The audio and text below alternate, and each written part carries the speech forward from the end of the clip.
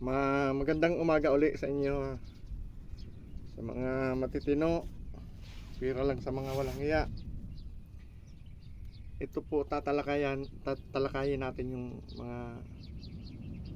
yung paano pamunuan ang Pilipinas. Di ba? Maraming namumuno sa atin, galing Harvard, galing Lasal, galing UP, kung saan saan pa mga matataas na paaralan, nagmasteral degree, doctorate. Pero tingnan nyo po ang Pilipinas, parang masakit sabihin mismanagement, pero yun po ang totoo. Gagawa sila ng batas, puro batas, pero yung kapakanan ng taong bayan, wala po. Yung paggagawa nila ng batas, may mga incentives po yan, insentibo. Kaya gawa ng batas na hindi naman angkop sa makabagong panahon, pamumuhay ng mga Pilipino. Marami pong matatalino na mga Pilipino na pwedeng pamunuan ang Pilipinas. Hindi kurap, yung talagang mayroon matitino, may puso, yung pagmamahal sa bayan. Ang problema kasi, yung mga namumuno sa atin, hindi tulad nung unang mga bayani natin, mga nakaraan. Tulad ni Bonifacio, tulad ni Jose Rizal, mayroon silang pusong talagang dedikado sa bayan. Tinatawag na patriotism. Yun po ang wala sa atin ngayon. Yung mga namumuno sa atin, inuuna nila yung pangkabuhayan nila, yung interest, yung personal, kung paano sila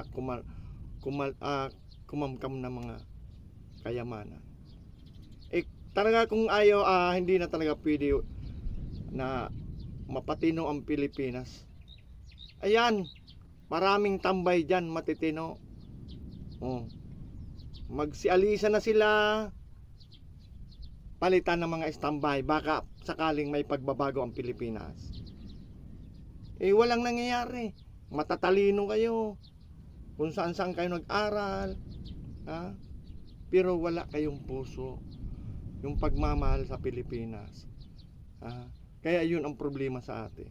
Mas maganda siguro ipaubaya natin sa mga tambay ang pamumuno ng Pilipinas, baka sakali na mayroon pang pagbabago.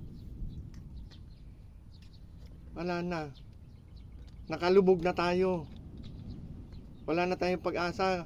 Baka unahan pa tayo ng Bangladesh, yung Vietnam, Thailand, wala na. Nag-i-import na tayo ng bigas sa dalawang bansang yan. Pinagmamalaki pa natin ng mga politikong yan. Andito sa atin yung Rice Institute. Nako, bakit? May nangyari ba? Wala. Puro tayo importation ng bigas. Kaya sana, kung wala kayong magawa dyan sa Senado, Kongreso, yung mga upuan nyo, ibigyan na nyo sa mga tambay. Baka sakali pang may pagbabago. Yun lang po. Salamat sa pakikinig nyo ulit. At ito nga pala, hindi naman kailangan ng matalino mamuno sa bayan, sa Pilipinas.